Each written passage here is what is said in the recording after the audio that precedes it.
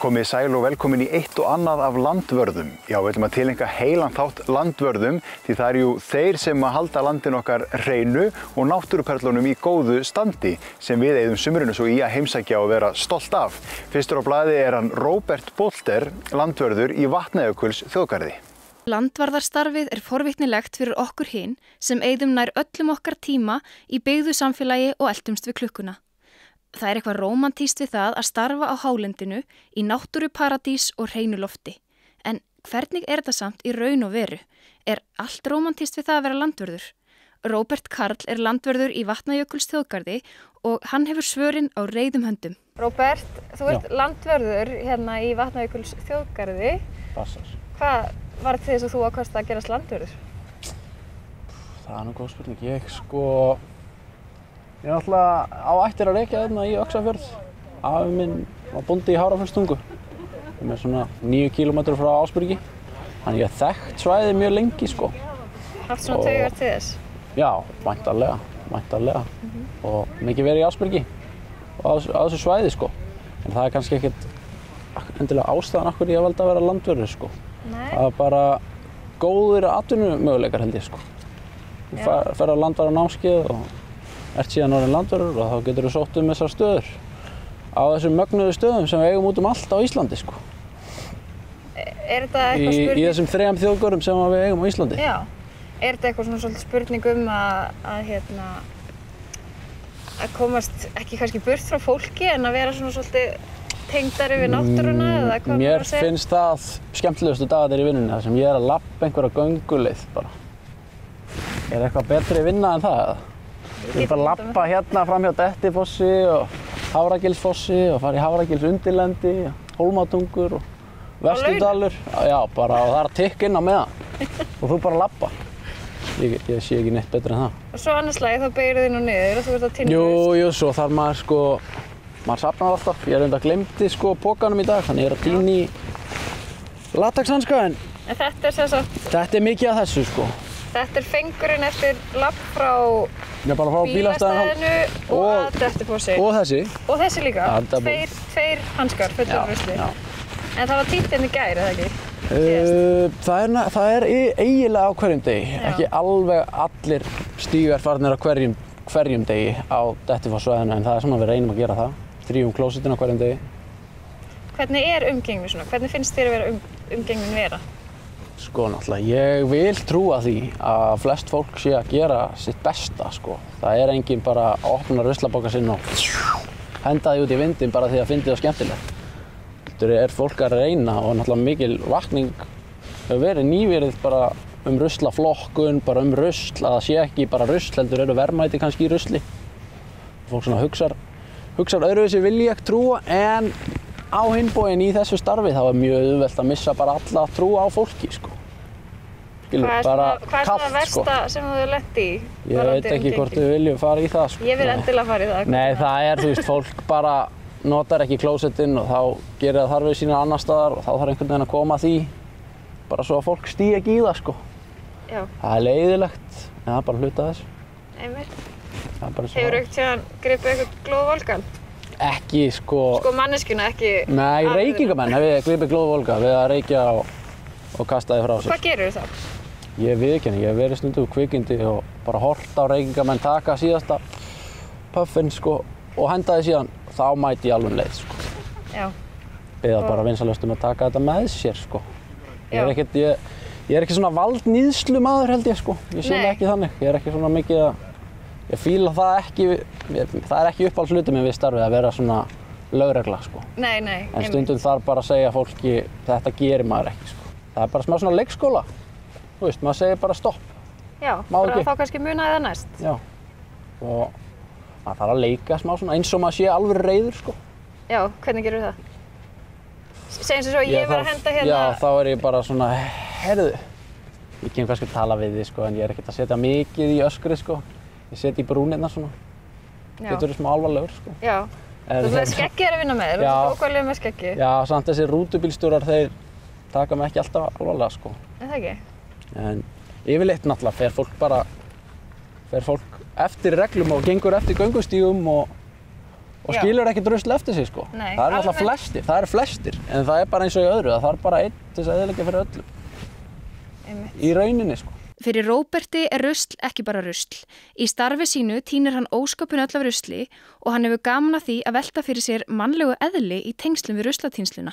Sem dæmi má nefna að mikill meirihluti af sígarettustubbum sem Róbert tínir eru Marlboro. Af því má álykta að annarkvort eru það langflestir sem reykja Marlboro eða þá að þeir sem reykja Marlboro séu eðli sínu meiri sóðar heldur en hinir. En landvarðastarfið snýst nú ekki bara ruslatínnslu. Hvað er það allra besta við starfið? Það er náttúrulega að hafa aðgang að þessum náttúruparadísum sem eru út allt. Og að fá að verja tíma á þessum stöðum er náttúrulega bara forréttindi. Og ég er mjög þakklátur fyrir þetta starf sko. Og að geta unnið í svona starfi, verið á svona stöðum yfir þetta stutta sumar sem við Íslendingar eigum, nokkrir mánuðir. Það er bara veisla að fá að heimsækja þessa staði sko. Og kynnast fólkinu sem sér þessa staði eins og landverði hér í sambandi við landverði upp í Öskju og Herðubreiðarlundum og þar. Og ógeðslega gaman ef maður er fríi hér að fara bara á hinn staðinn í þjóðgarðinum og tjekka á þeim og öfugt.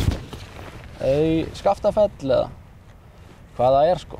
Endalaust á mögnuðum stöðum út allt sko. Já, áttu þér eitthvað svona uppáhaldsstað? Það er náttúrulega hrikalega erfitt svona að velja einhvern sem er bara alveg uppáhalds. Er þetta eins og að velja myndi barnanna sína? Þetta er smá þannig sko, en ekki það að þetta sé eitthvað minn þjóðgarður eða mínir staðir sko. En þetta er náttúrulega kannski staðurinn okkar allra. Það er ekki það sem þjóðgarðurinn eru. Við eigum öll saman.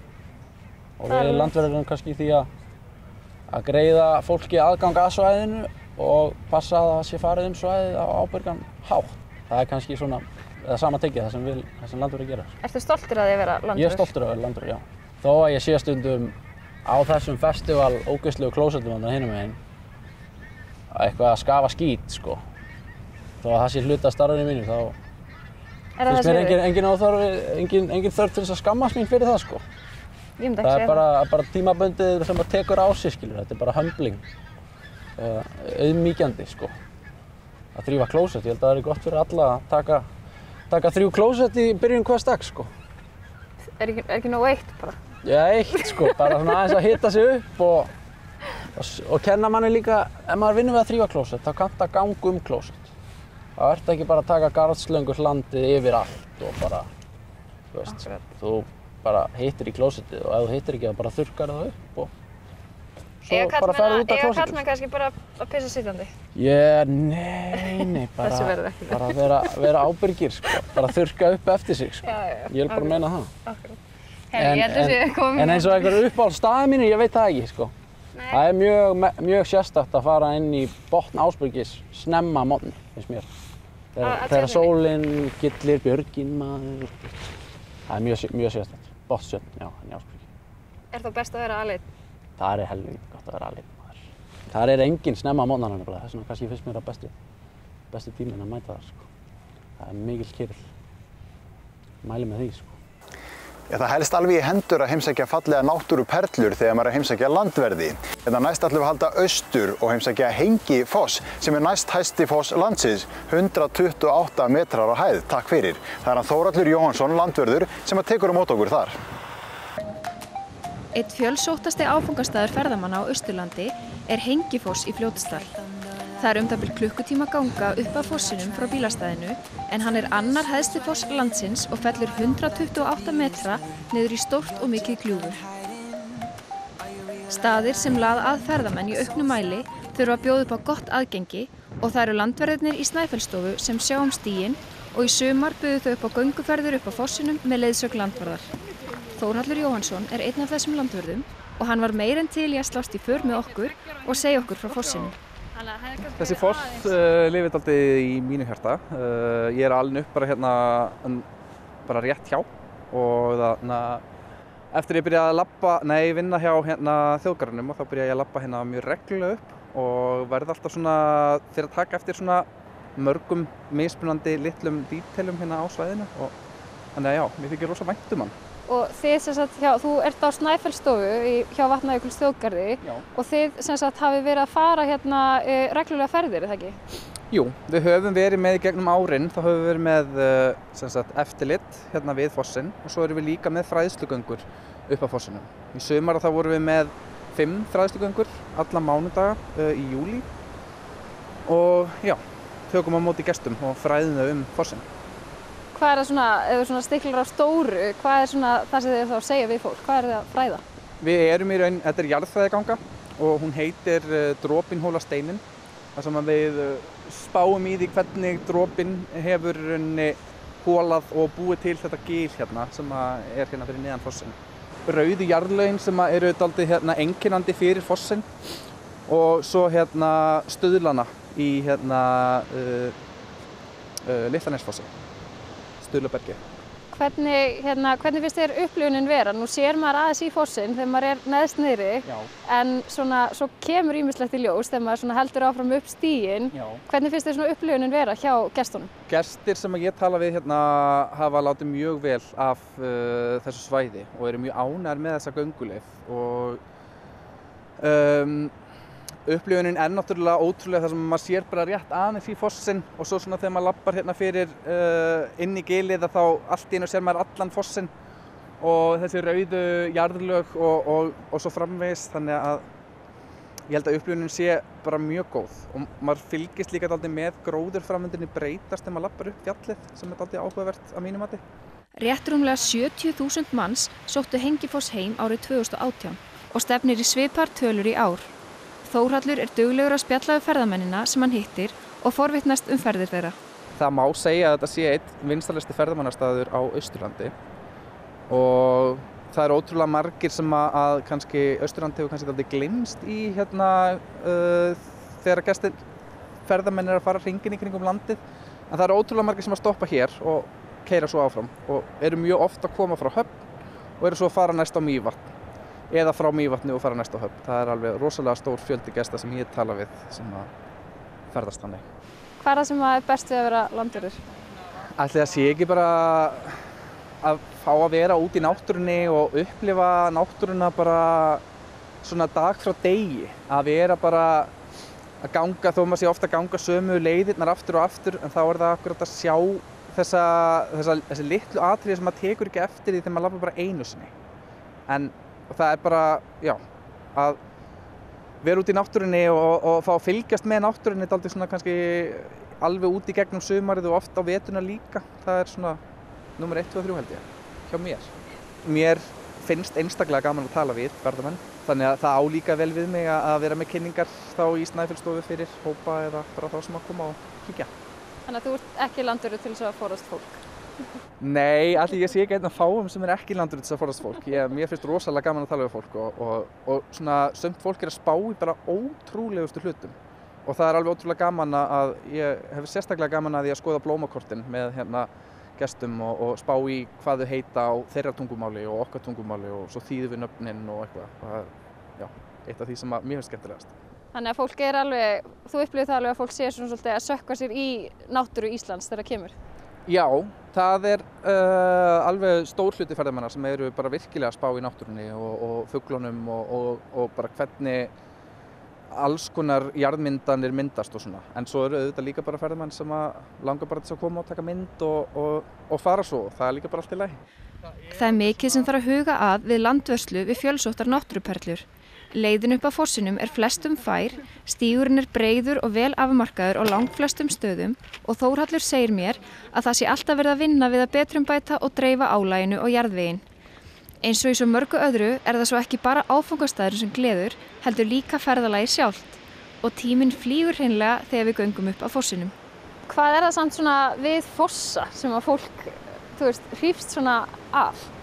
Ég veit það ekki. Það er bara, fossar eru ótrúlegir og ég sjálfur er rosalega hrifinn af fossum þar sem að það er þessi heilun sem er í gangi þegar að maður horfir á foss og maður hlustar á hann og það er bara, ég veit ekki alveg hvað það er. Það er bara eitthvað kraftur sem að maður upplifir við að horfa á foss.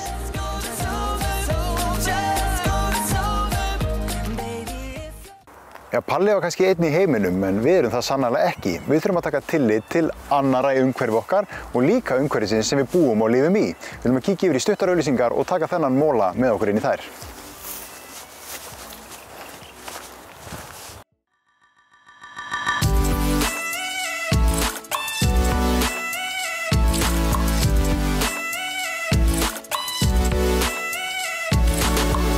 Já, úr einum foss í annan. Hérna næsta dagskrá ekki alveg jafn hár foss eins og Hengifoss. Þessi aðeins 45 metra hár, en breiður hann. Ég að tala Dettifoss, aflmesta foss á Íslandi. Við viljum hitta Guðmund Ögmundsson og hann ætlar að fræða okkur aðeins meira Dettifoss. Dettifoss þarf vart að kynna fyrir landsmönnum, en þessi vatnsmesti foss Evrópu ein af náttúruperlum okkar Íslendinga og sennilega einn af þeim stöðum þar sem náttúruöflin eru hvað áþreifanlegust. Fossinn þyrlar jökulvatninu í allar áttir og enginn fer þaðan óblautur og ósnortin, ef þannig má orði komast. Fossinn laðar að sér þúsundir ferðamanna ár hvert og stöðugt verið að bæta aðgengið, svo að sem flestir geti notið þess að heimsækja staðinn allt árið kring. Við hittum Guðmund þjóðgarðsvörð við fossinn. Og hérna nú bara fullt af fólki núna. Nú komið alveg frekar langt inn í september. Já. Og ennþá alveg heilmikill ferðamannastraumur. Já. Hefur þetta bara verið svona í sumar? Eða? Já, þetta hefur verið það og síðust liðin ár sko, og þannig og við vorum að fara yfir tölur sumarsins núna bara fyrir í þessari viku og hérna við erum alveg nánast á pari við umferðina í fyrra. Meira segja aðeins meira hérna vestanmegin heldur en sem sagt aðeins aukning hérna vestanmegin en örlítil fækkun hérna austanmegin við fossinn. Það ekki svo sem bara eins og þau myndu vilja? Jó, það nú verið það sem átti að gerast með nýjum vegi og uppbyggingunni hér en við erum náttúrulega ekki búið með uppbygginguna hér og svo erum við smá vandræði með Google. Já. Google Maps. Það senda fólki eitthvað annað. Já, þeir vilja frekar vísa fólki þarna austanverðu. Já. En hérna það bara aðstæðan þar þolir þetta ekki, vegurinn sem liggur þangað þolir þetta illa og þannig að. En það svo sem annað með veginn hérna vestanmegin, hann nú bara nokkuð langt kominn. Hvernig staðan á honum? Já, hann svo sem kominn alveg héðan frá þjóðvegi 1 og hingað að Dettifossi og svo áfram aðeins norður fyrir Hólmatungur. Já. Og hérna síðan þaðan hálf uppbyggður vegur alla leið niður í hérna Vesturdal. Og svo var verið að byrja núna að vinna í ágúst við áframhald á veginum frá Vesturdal og að uppbyggða veginum þar sem hann liggur upp frá Ásbyrgi. Já, og hvenær á þetta alltaf að vera tilbúið? Þetta á alltaf að vera tilbúið sem sagt á næsta eða þarnæsta ári. Já. Þarnæsta ári verður lokafrágangur en vegirnir sem slíkir eiga að vera tilbúnir í lok næsta árs. En aðgengi svona veturna, nú oft snjóþungt hérna. Jú.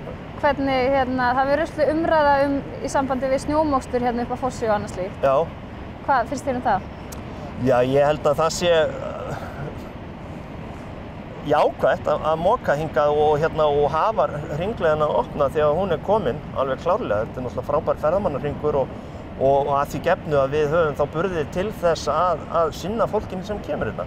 Við þurfum náttúrulega bæði að vera með tiltæk salerni og ekki síður að vera með landvörsluna því að þetta fer náttúrulega eins og segir, þetta fer að tölvöld að snjó hérna á veturnar og svona eitt af megin hlutverkum landarinnar hér að búa til leiðir í snjónum, stika leiðir til að tryggja að fólk fari ekki of nálægt brúninni og gljúfurbrúninni og að fólk rati hér á réttan stað og við höfum verið með bara ágætis landvörslu hérna síðustu árin, eða viðvarandi landvörslu þótt hún mætti alveg vera meiri en hins vegar held ég að sé alveg til marks það að þetta skila sér að það hafi ekki orðið nein slys hérna þótt að fólk sé hér ferð við brúnina. Upplifunin að því að sjá fossinn mjög mismunandi eftir því hvar maður kemur að honum. Nýjasta viðbótin við aðstöðuna útsýnispallur vestanmegin við fossinn sem arkitektinn Arnar Birgir Ólafsson frá Akureyri teiknaði. En pallurinn var svo smíðaður á Húsavík, þannig hann norrlenskur í alla staði.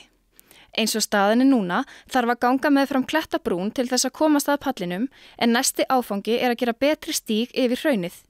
Þá verður loksins möguleiki fyrir fólk í hjólastólum til þess að upplifa Dettifoss, en upphakkaður rampur á pallinum í þeim tilgangi. Þetta pallur sem við erum búin að vera að byggja núna í áfengum síðan 2015 minni mig og við sjáum fyrsta áfangan þarna megin þar sem var byggt og þessi tengipallur kom svo held ég 2017 og svo í fyrra tókum við pallin sem hér leiðir.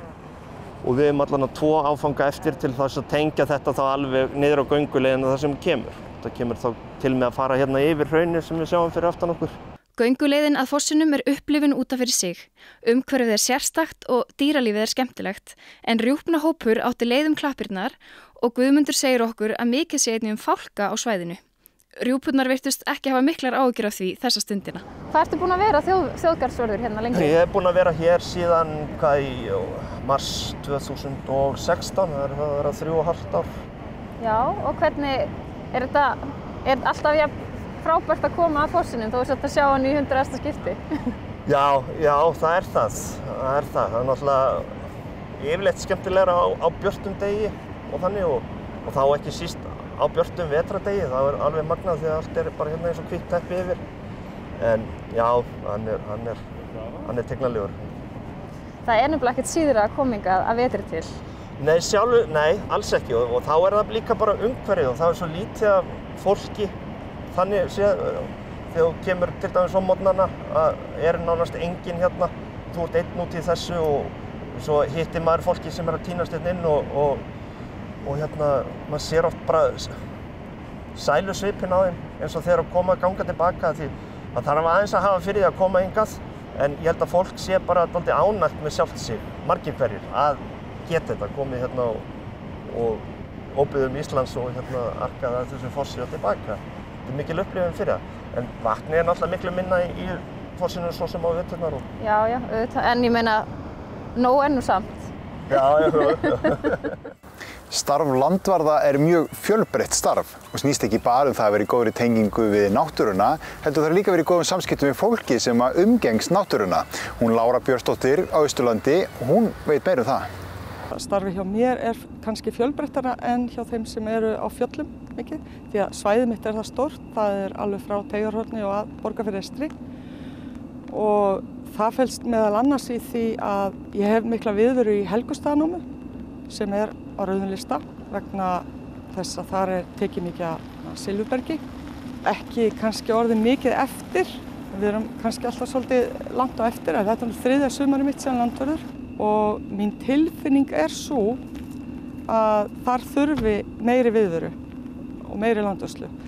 Ég hef alltaf verið ráðin í skammtíma, bara nokkra mánuði í einu, en það verður vonandi núna að heilsársstöðu. Ég tek mikið á móti ferðamönnum og fræði þá svæðin sem ég er á. Til dæmis ég hef mesta viðveru þarna í Helgustaðanámu og í Hólmanesi, hérna í Reyðarfirði og einnig í fólkvanginum í Neskaupstað. Svo tek ég rúmt svona á hinn svæðin, tek það út og hérna og athuga hvort það sé ekki allt í góðu. Hvort það þurfi að gera göngustíga eða eitthvað þannig.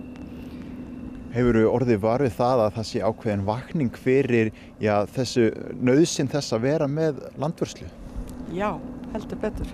Fyrsta árið þá voru heimamenn svolítið svona skeptískir á það, til hvers þurfi landvörslu hér og eitthvað svoleiðis og fannst þetta dálítið skrítið. Og annað árið þá voru þeir farin að spyrja hvort ég hefði ekki aftur og svo núna 3. árið þá voru kröfurnar orðnar þannig að hér þyrfti heilsárs landvörslu sem ég er algjörlega sammála.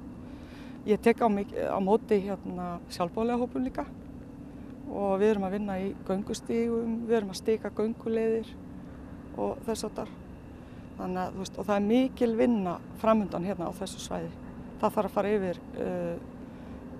gönguleiðir og stíga þær upp á nýtt, stígur þær detta og það þarf að viðhalda þessu öllu saman og öllum göngustígum. Hérna erum við stödd með sómastaði í baksýn og það er engin tilviljun því að þitt starf, það felst í því að vinna náið með Minjastofnun.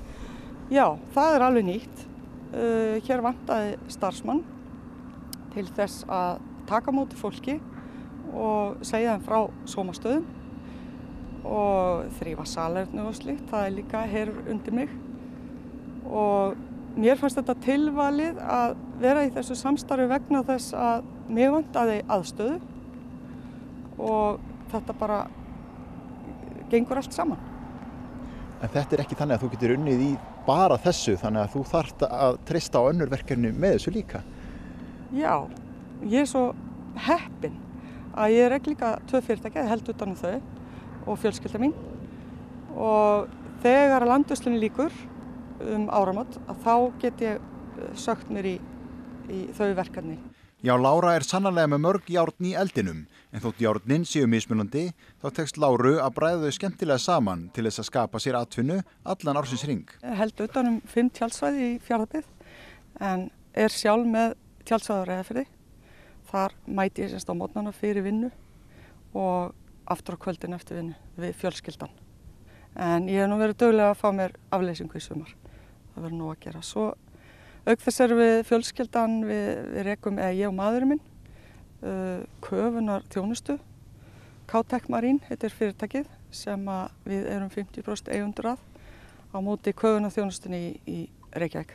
Og sagan á bak við það í raun og veru, við leigðum köfurum, skoskum köfurum húsnæði sem voru að vinna hér og þeir unnu hjá fyrirtæki úr Reykjavík. Og þeir spurðu okkur hvort við værum tilbúin til þess að stofna með þeim fyrirtæki. Og við í rauninni sáum bara þarna tækifæri til þess að halda bæði atvinnu og fjármagni á svæðinu. Hvert einasta stöðugildi skiptir máli á svona litlu stöðum eins og hér. Við bara skelltum okkur í þetta og gerðum samning. Fyrst við Laxa IHF sem eru hérna í Eskifirði og núna nýverið gerðum við samninga við Fiskeldi Austfjarða.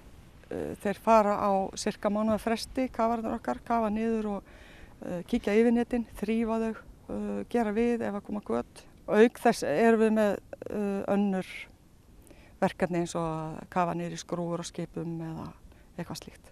Það kemur alltaf upp á öðru hvoru. Hvað varst þú búin að kafa oft þegar þú tekur ákvörðun að starta þessu köfunarfyrirtæki? Ég hef aldrei kafað og ég sé ekki fram á að gera það.